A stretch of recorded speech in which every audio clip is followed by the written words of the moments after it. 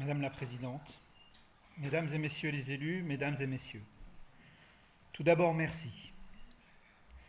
Merci pour l'organisation de ce moment de commémoration pour les victimes de lâches attentats de la semaine dernière à Paris et à Saint-Denis.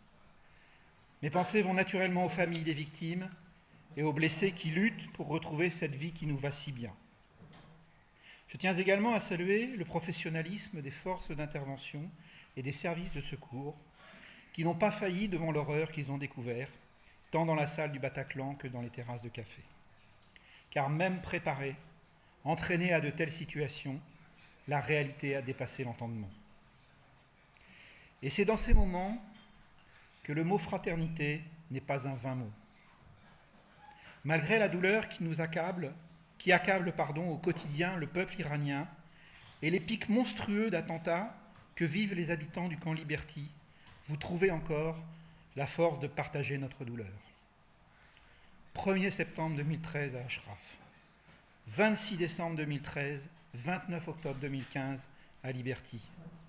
À cette litanie de dates lucubres s'ajoute malheureusement le 13 novembre à Paris et à Saint-Denis, mais aussi le 20 novembre à Bamako et bien d'autres dates, bien d'autres lieux en Europe, au Moyen-Orient, dans tout le pays, dans tout le monde, qui ont toutes pour point commun l'aveuglement de fanatiques qui se cachent derrière la religion pour accomplir des actes de barbarie qui nous ramènent aux confins de l'histoire de l'humanité. Par un hasard de calendrier, j'inaugurais ce matin, en présence de notre député et du président du Conseil général, la bibliothèque municipale de la commune, agrandie et rénovée. À l'occasion du discours inaugural, je mettais en avant l'importance de la culture et l'accès à la connaissance qui ouvrent à la réflexion et permettent d'éviter l'embrigadement fanatique qui conduit aux actes atroces que nous avons connus cette dernière semaine. Et c'est notre responsabilité à tous de favoriser la connaissance et la culture, d'éveiller les consciences et de redonner à nos enfants confiance en l'avenir. Pourtant, le tableau n'est pas rose, que ce soit dans le domaine de l'emploi, sur la notion du vivre ensemble et plus généralement sur les dangers du monde, rien n'incite aujourd'hui à l'optimisme. Et c'est pourtant ce que vous faites chaque jour.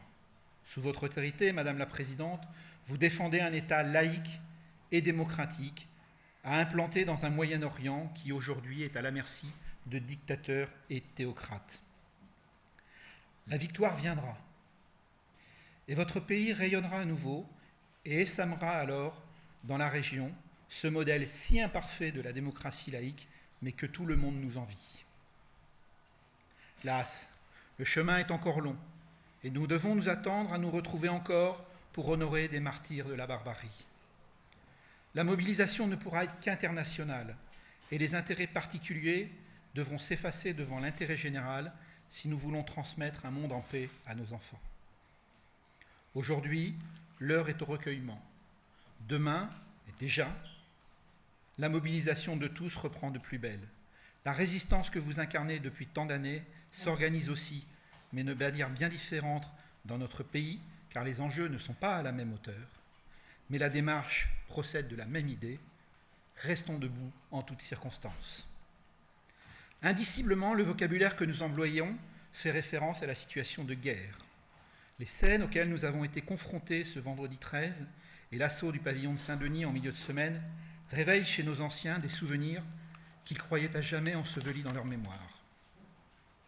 L'exemple que vous montrez au sein de votre République en exil nous enseigne la nécessité de l'union autour de nos dirigeants pour venir à bout de cette hydre fanatique.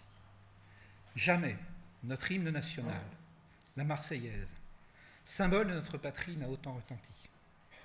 La minute de silence du 16 novembre a uni l'ensemble de la nation dans tous les lieux de la République. Dans cette situation, certains sont tentés par le repli sur soi ou se tourner vers des porteurs de raisonnements simplistes, stigmatisants et excluants. Nous devons continuer à défendre notre modèle et à expliquer sans relâche que le chemin sera long. Nous devons, comme vous le faites, dénoncer les exactions et les actes de barbarie pour rétablir une vérité bien souvent malmenée.